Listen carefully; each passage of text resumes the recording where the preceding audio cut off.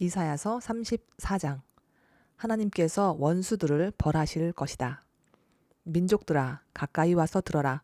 백성들아 귀를 기울여라.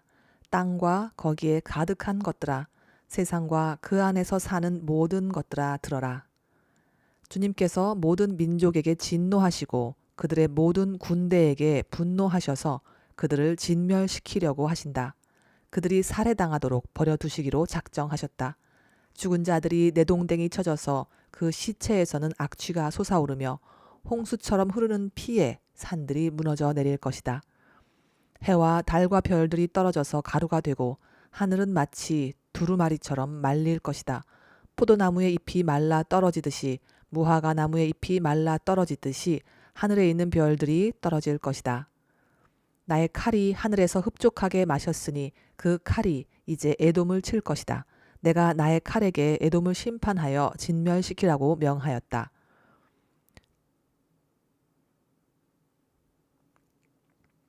재물을 잡은 주님의 칼이 어린 양과 염소의 피에 흥건히 젖고 순양의 콩팥에서 나온 기름이 그 칼에 엉겨 붙듯이 주님의 칼이 그들의 피에 흥건히 젖고 그 기름이 그 칼에 엉겨 붙었다. 주님께서 보스라에서 그 백성을 희생 제물로 잡으시고 에돔 땅에서 그 백성을 크게 살육하신 것이다. 백성이 들소처럼 쓰러질 것이다. 송아지와 황소처럼 쓰러질 것이다. 땅이 핏빛으로 물들고 흙이 기름에 엉길 것이다. 이때가 바로 주님께서 복수하시는 날이니 시온을 구하여 주시고 대적을 파멸시키는 해, 보상하여 주시는 해다.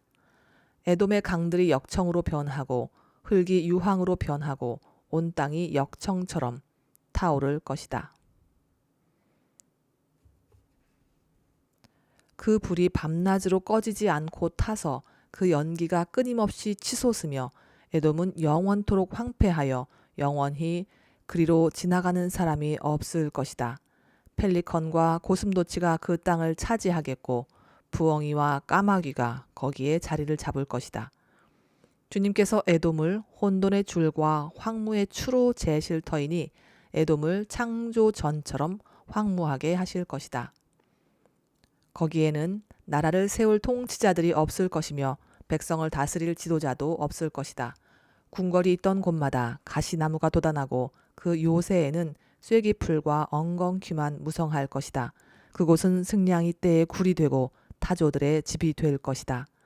거기에서는 들짐승들이 이리떼와 만나고 순념소가 소리를 내어 서로를 찾을 것이다. 밤짐승이 거기에서 머물러 쉴 곳을 찾을 것이다. 부엉이가 집을 만들어 거기에 깃들고 그 알을 낳아서 까서 제 몸으로 그늘을 만들어 덮을 것이다. 솔개들도 제 짝과 함께 그리로 모일 것이다. 주님의 책을 자세히 읽어보아라. 이 짐승들 가운데서 어느 것 하나 빠지는 것이 없겠고 하나도 그 짝이 없는 짐승은 없을 것이다. 주님께서 친히 입을 열어 그렇게 되라고 명하셨고 주님의 영이 친히 그 짐승들을 모으실 것이기 때문이다. 주님께서 친히 그 짐승들에게 땅을 나누어 주시고 손수 줄을 그어서 그렇게 나누어 주실 것이니 그 짐승들이 영원히 그 땅을 차지할 것이며 세세토록 거기에서 살 것이다. 이사야서 35장. 거룩한 길. 광야와 메마른 땅이 기뻐하며 사막이 백합화처럼 피어 즐거워할 것이다. 사막은 꽃이 무성하게 피어 크게 기뻐하며 즐겁게 소리칠 것이다. 레바논의 영광과 갈멜과 샤론의 영화가 사막에서 꽃피며 사람들이 주님의 영광을 보며 우리 하나님의 영화를 볼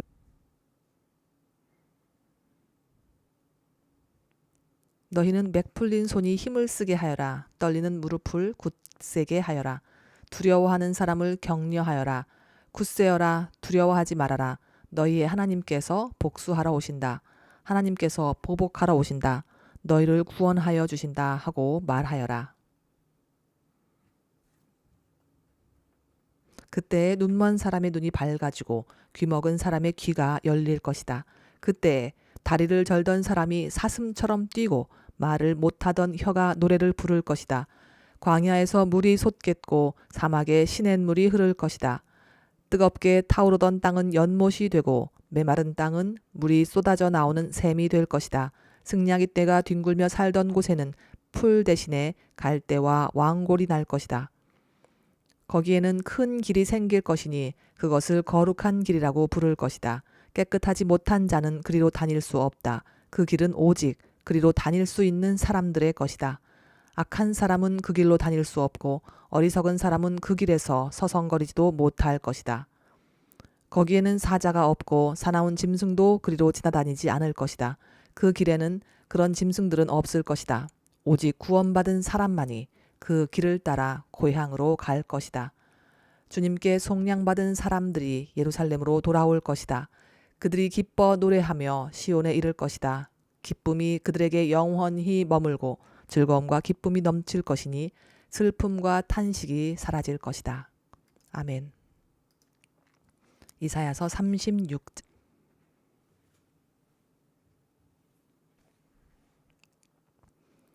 이사야서 36장.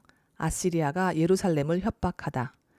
히스기야 왕 제14년에 아시리아 왕 산헤립이 올라와서 견고한 유다의 모든 성읍을 공격하여 점령하였다. 그래서 아시리아 왕은 라기스에서 랍사게에게 많은 병력을 주어 예루살렘의 히스기야 왕에게로 보냈다. 그는 빨래터로 가는 큰 길가 윗저수지의 수로 옆에 주둔하였다. 그때 힐기야의 아들 국내 대신 엘리야김과 서기관 셈나와 아삽의 아들 역사 기록관 요아가 그를 맞으러 나갔다. 랍사게가 그들에게 말하였다. 히스기야에게 전하여라. 위대한 왕이신 아시리아의 임금님께서 이렇게 말씀하신다. 내가 무엇을 믿고 이렇게 자신만만하냐? 전쟁을 할 전술도 없고 군사력도 없으면서 입으로만 전쟁을 할 수 있다고 생각하느냐? 내가 지금 누구를 믿고 나에게 반역하느냐? 너는 부러진 갈대 지팡이 같은 이 이집트를 의지한다고 하지만 그것을 믿고 붙드는 자는 손만 찔리게 될 것이다. 이집트 왕 바로를 신뢰하는 자는 누구나 이와 같이 될 것이다.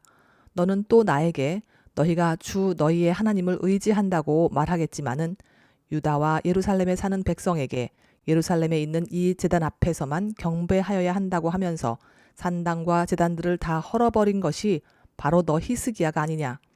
자, 이제 나의 상전이신 아시리아의 임금님과 겨루어 보아라. 내가 너에게 말 2,000피를 준다고 한들 내가 그 위에 탈 사람을 내놓을 수 있겠느냐? 내가 나의 상전의 부하들 가운데서 하찮은 병사 하나라도 물리칠 수 있겠느냐? 그러면서도 병거와 기병의 지원을 얻으려고 이집트를 의존하느냐? 이제 생각하여 보아라. 내가 이곳을 멸망시키려고 오면서 어찌 너희가 섬기는 주님의 허락도 받지 않고 왔겠느냐? 주님께서 친히 나에게 말씀하시기를 이 땅을 치러 올라가서 그곳을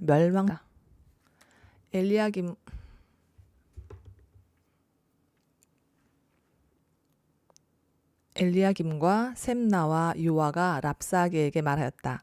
성벽 위에서 백성이 듣고 있으니 우리에게 유다 말로 말씀하지 말아 주십시오.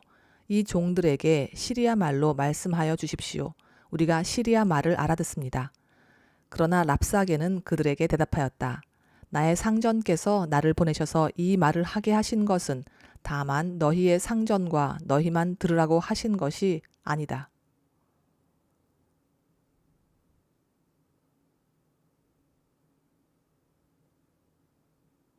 너희와 함께 자기가 눈 대변을 먹고 자기가 본 소변을 마실 성벽 위에 앉아 있는 저 백성에게도 이 말을 전하라고 나를 보내셨다.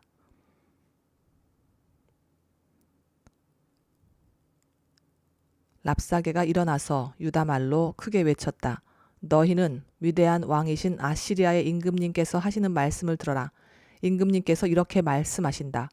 히스기야에게 속지 말아라. 그는 너희를 구원하여 낼 수 없다. 히스기야가 너희를 속여서 주님께서 너희를 구원하실 것이며 이 도성을 아시리아의 왕의 손에 절대로 넘겨주지 않으실 것이라고 말하면서 너희로 주님을 의지하게 하려 하여도 너희는 그 말을 믿지 말아라. 히스기야의 말을 듣지 말아라. 아시리아의 임금님께서 이렇게 말씀하신다. 나와 평화 조약을 맺고 나에게로 나아오라. 그리하면 너희는 각각 자기의 포도나무와 자기의 무화과 나무에서 난 열매를 따먹게 될 것이며 각기 자기가 판 샘에서 물을 마시게 될 것이다. 이제 곧 내가 가서 너희의 땅과 같은 땅, 곧 곡식과 새 포도주가 나는 땅, 빵과 포도원이 있는 땅으로 너희를 데려갈 터이니 히스기야가 너희를 꾀어 주님께서 틀림없이 너희를 구원하실 것이라고 말하더라도 너희는 속지 말아라. 뭇 민족들의 신들 가운데서 그 어느 신이 아시리아 왕의 손에서 자기 땅을 구원한 일이 있느냐? 하맛과 아르밧의 신들은 어디에 있으며 스발와임의 신들은 또 어디에 있느냐? 그들이 사마리아를 나의 손에서 건져내었느냐? 여러 민족의 신들 가운데서 그 어느 신이 나의 손에서 자기 땅을 구원한 일이 있기에 너희의 주 하나님이 나의 손에서 예루살렘을 구원할 수 있겠느냐? 백성은 한마디도 대답하지 않고 조용히 있었다.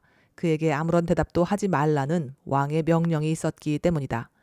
힐기야의 아들 국내 대신 엘리야김과 서기관 셈나와 아삽의 아들 역사 기록관 요한은 울분을 참지 못하여 옷을 찢으며 히스기야에게 돌아와서 랍사게의 말을 그대로 전하였다.